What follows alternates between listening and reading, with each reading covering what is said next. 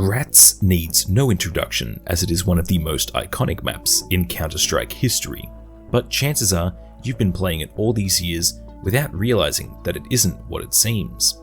While there are many different versions of Rats that have been made over the years, you may not realize that the original Rats maps were made by Chris Cyberrat Spain for Half-Life Deathmatch before being ported to Counter-Strike later on.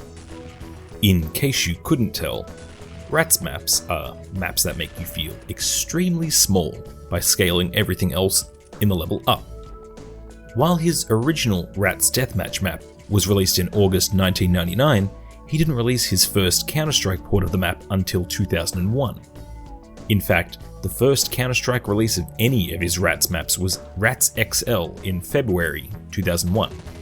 Rats XL is a combination of the kitchen from Rats and the bathroom from Rats 2, with a crawl space being behind the wall connecting the two maps together.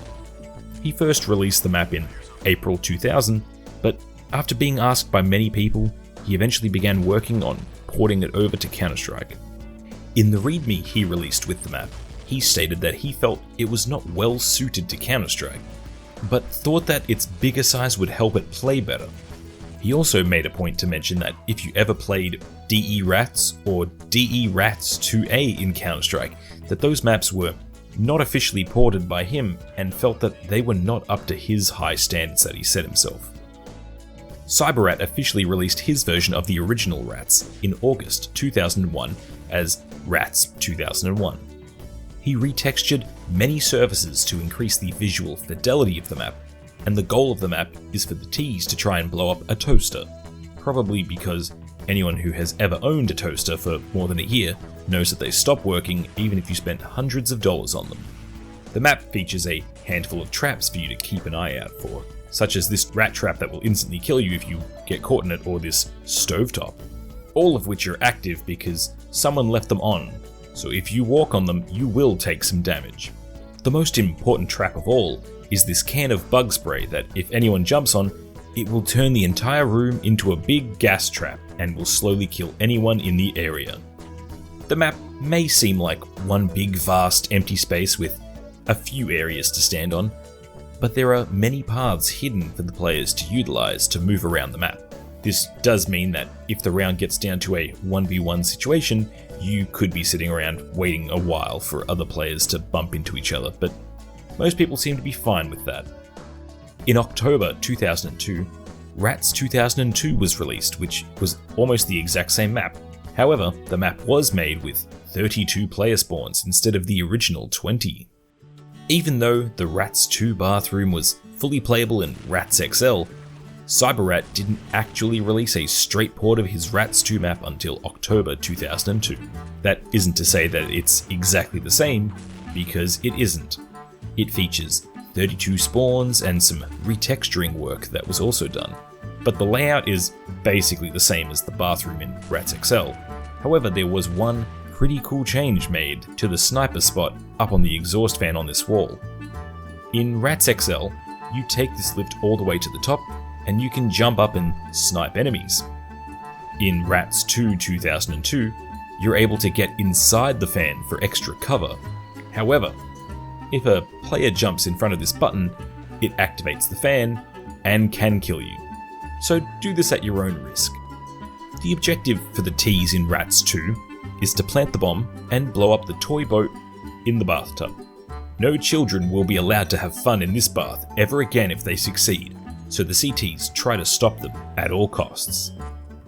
Rats 2 also features a flushable toilet. Anyone who is in the toilet that's flushing will take damage over time, as if they were drowning. Rats 3 was released for Counter-Strike in April 2001 and had a follow-up release in October 2002 titled Rats 3 2002. This is the same map, but once again, upgraded to 32 spawn points.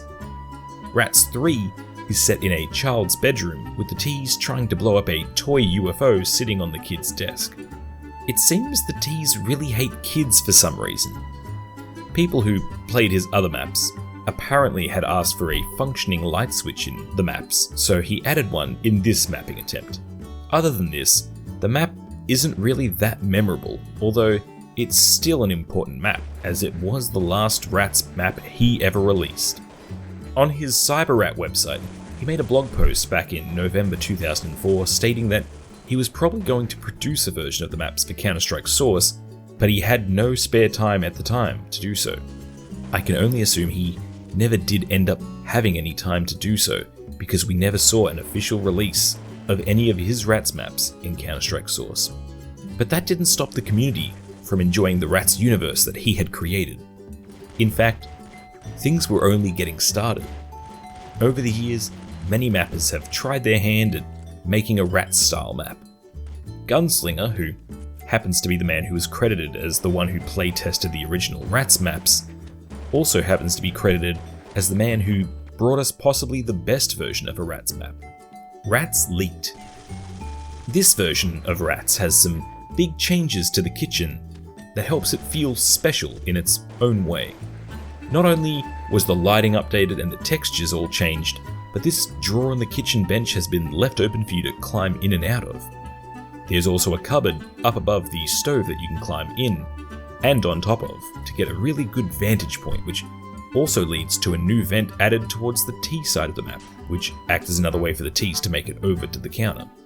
As this map spawn and bomb site are based on the unofficial version of Rats, which has you planting the bomb at the sink rather than over by the toaster or this random box in the table. There is also a new vantage point up on this light fixture on the ceiling, which can be accessed through this ventilation shaft that lifts you up. But be warned, as once you're up there, it's extremely difficult to get down, as your only real option is to pull off a crouch jump and hope that you land in the sink. Even if you manage to pull this off, if the garbage disposal is active, you'll get chewed up and die. Now, for the first time on this channel, I'm going to acknowledge the existence of Counter-Strike Online. For those of you who don't know, Counter-Strike Online is a free-to-play game that was developed by Nexon for the Asian market. This version of Rats wasn't released until around Feb 2013 and is based on the original Rats 2001, with a complete visual overhaul and new textures everywhere. But the visual changes don't stop there. Remember this cupboard and this light fixture that were added in Rats Leaked? Well, they're here, but only visually. No layout changes were made from the original release, so they're only there for looks. Another oddity is that while you can see here that there's a bomb site by the toaster again, that's because someone ported this map from Counter-Strike Online back to 1.6 and added a bomb site in the process. But the Nexon version of the map was titled DE Rats and didn't even feature a bomb site at all. This meant that the map was only restricted to deathmatch and zombie game modes. The Nexon devs did add a handful of medkits throughout the map, and one other small thing to note is that whoever did the textures really seems to love Heinz ketchup. I think this is how their internal conversations must have gone. Hey Greg, what should we texture this can as? Ketchup. Okay, how about this can under the sink? Ketchup. How about this box? Ketchup. All I can say is, at least they didn't try and turn the oven into one big bottle of ketchup. I would be a fool if I didn't mention CS Mice in this video. Mice, by Ryan Nemesis Greg, is a hostage map that is set in a home office and has the CTs attempting to rescue the science hostages, as these particular scientists hold the key to returning anyone back to full size. I'm pretty sure that the cure involves liking this video and subscribing to Kotek, but the only way to figure that out is to do it. The map has a lot of very forward spawns, so when you have a lot of people in the server on this map, you can usually find yourself getting into the action almost immediately. If you do choose to try and charge out in the open, you should take care though, as both sides have a lot of good vantage points for people with scoped weapons to take advantage of and easily pick you off.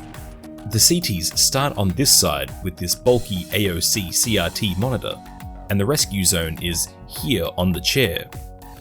Personally, even if these science men could get me back to full size, I'm not sure it would be worth being stuck staring at such a terrible monitor, but at least you can get inside this computer and have a look at the components, only to laugh at how weak they are compared to your computer. This next map may not seem like the kind of map that would be popular for a game who I think it's fair to say had an audience that is made up entirely of males, but somehow DE Dolls became a fan favorite on many Counter-Strike Source servers over the years. The version I'm showing you here is actually a port to Global Offensive, purely because I like the lighting slightly better here. Now, I know you might have missed this, but the map is extremely pink due to the fact that it is set in a little girl's bedroom. The CTs start under the bed, and the Ts start each and every round by coming out of the closet. For whatever reason, the Ts want to destroy the little girl's dollhouse, which is situated on top of her bed. In a way, it could be seen as a very boring map, as there aren't anywhere near as many hidden paths in the walls as the previous maps.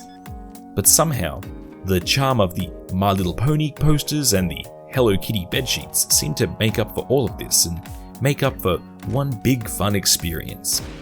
Now, I know you're a really cool, sweaty gamer who takes everything very serious, but sometimes you just need to go outside and touch grass. Luckily enough, DE Sunstroked by Cat Food is an extremely small rat-style map, and it's set outdoors.